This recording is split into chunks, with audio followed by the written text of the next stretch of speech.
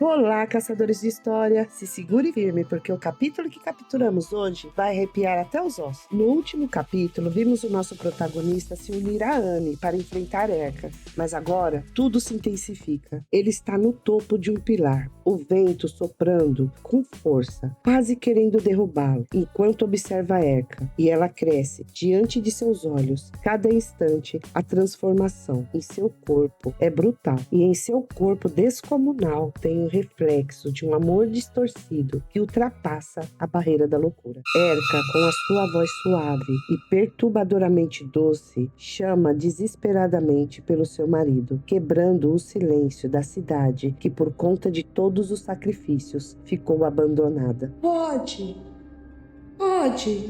Onde você está? Desça! Venha receber o meu amor! Eu te amo! Enquanto ela se movimenta, todas as partes das pessoas que ela ofereceu para o Deus do amor agora estão gigantes. Cada pedaço parece pulsar, como se estivesse com vida própria e individual, mas não é uma bagunça aleatória. Cada movimento é comandado pelo Deus do amor, como se cada pedaço de cada pessoa fosse uma marionete sinistra, e cada palavra dela deixa o ar pesado, como se fosse sugado por um vácuo invisível. A tensão corta a garganta do nosso protagonista. Cada músculo se contrai, cada respiração pesa, e de longe ele observa, fascinado e apavorado ao mesmo tempo, a intensidade do seu desespero. Chocado com o que Erka se tornou, ele pensa: Anne tinha razão, o poder dela continua crescendo. Agora o seu corpo está 10 vezes maior do que antes. Um demônio desse nível, e ele fecha o olho e dá um suspiro, carregado não apenas de cansaço, mas de medo. O tipo de medo que paralisa, que faz você sentir que o mundo inteiro vai desabar sobre você. Sozinho no pedestal, ele grita para si mesmo: ai, se eu soubesse, não teria me exibido. Isso é um deus demoníaco. Imagine, caçadores, estar sozinho, cercado de uma sombra que se contorce, e um ser de poder imaginável abaixo de você. Cada segundo parece uma eternidade. Ele se contém, respira fundo, tentando acalmar seu coração acelerado. Finalmente ele consegue se desligar do momento de pânico e pensa: mas já não importa. Eu não poderia simplesmente buscar ajuda e deixar Anne aqui para morrer. Jamais faria isso. Venha, seja um deus maligno ou uma mulher louca obsessiva. Essa noite vamos dar um fim nisso. Determinado, ele solta um grito que quebra o silêncio, rasgando o ar como se fosse uma navalha. Ei, Erka! A cada minuto que passa, Erka fica mais assustadora. Sombras flutuantes em torno do seu corpo, como se fossem uma extensão da sua loucura. Ela se vira confusa, procurando a fonte do grito, e pensa: essa voz... Nesse momento, nosso protagonista abre os braços, desafiando a escuridão, oferecendo-se como isca, e grita novamente: atenção, olhe para mim! Ela finalmente reconhece a voz dele, e com um brilho de satisfação, ela cruza o seu olhar, dizendo: Mon? Senhor Mon!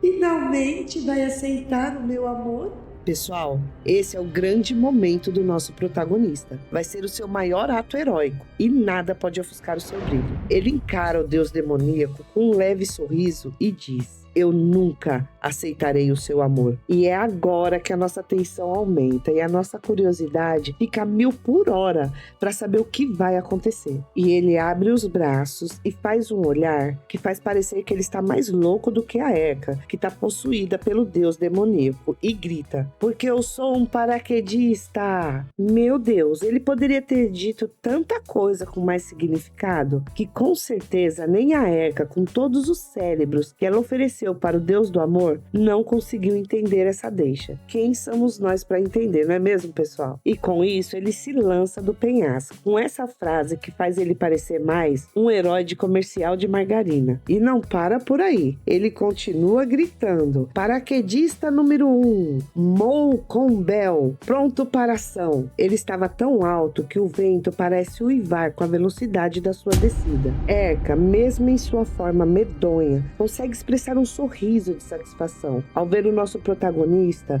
mergulhando em sua direção. Uma parte do monstro ataca, enquanto Erka aparece com a sua silhueta do seu formato anterior, com um olhar maligno e um sorriso de vitória, e os braços abertos para receber o nosso protagonista.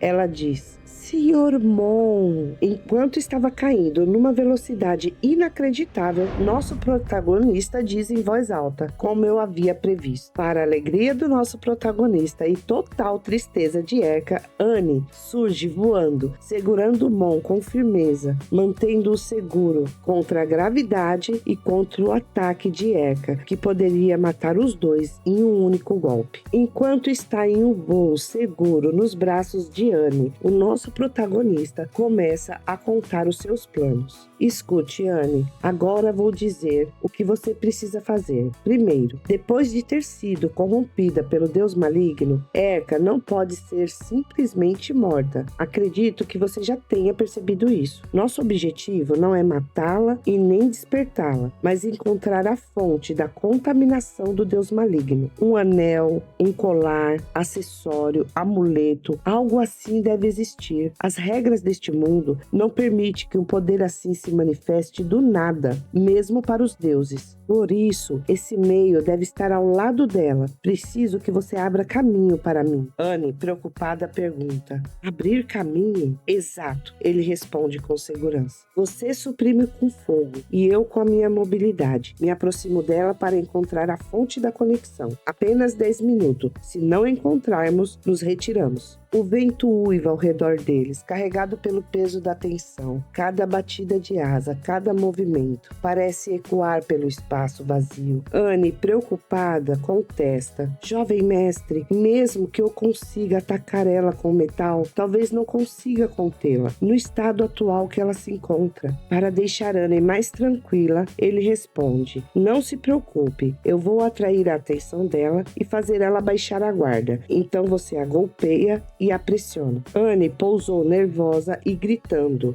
Não! Assim que ele se vira para ela, ela expõe o seu medo e a sua preocupação. Mesmo que a Erka ainda não tenha terminado o sacrifício, ela continua sendo um verdadeiro deus maligno. Deixar você, jovem mestre, servir de isca, correr tanto risco assim, eu prefiro fugir com você daqui agora mesmo. Ele escuta tudo o que Annie está falando com um sorriso no rosto, com uma certa satisfação de ver o carinho e a preocupação que ela tem por ele. E Annie continua: Estamos apenas nós dois. Eu não tenho força de combate. Então, quem deve servir de isca sou eu. Enquanto ao risco, e neste momento, nosso protagonista interrompe Annie, colocando seu dedo delicadamente na boca dela. Com um sorriso no rosto e aquele olhar que deixa Annie sem palavras, ele diz: Deixo minha vida em suas mãos, como a melhor criada da casa. Tenho certeza que você vai me proteger, não é? A emoção dela neste momento é palpável. Conseguem sentir, caçadores? Cada batida do coração, cada suspiro. E quase sem fôlego ela fala: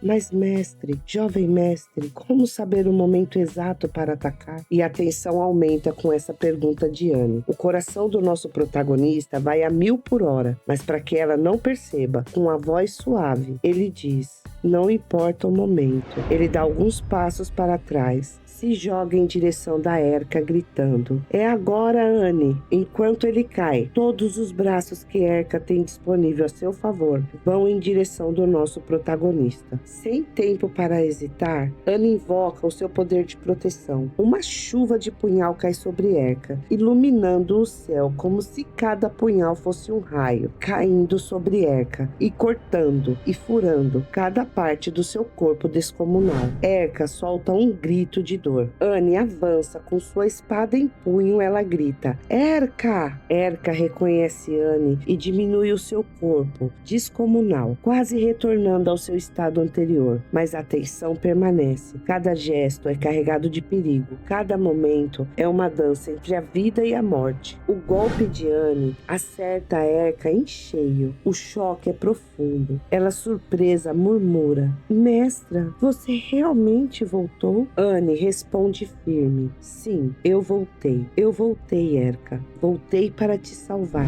O silêncio que se segue é ensurdecedor. O ar pesado, cada sombra ao redor, o vento cortante, o cheiro da morte. Tudo conspira para manter a atenção. Vocês conseguem sentir, caçadores? O frio, a ansiedade, a adrenalina, cada segundo parece eterno. E a pergunta que fica é: onde está o nosso protagonista? E assim termina este capítulo. Mas o medo, o suspense e a escuridão permanecem, porque para o próximo capítulo, a cena que temos é Anne com muita raiva, enfiando a espada com todo o ódio em Erika e dizendo: como se atreve a ferir o jovem mestre que mais amo. E eu gostaria de agradecer a todos os caçadores que vêm acertando o meu coração com mensagens incríveis, me dando força para continuar com o nosso canal.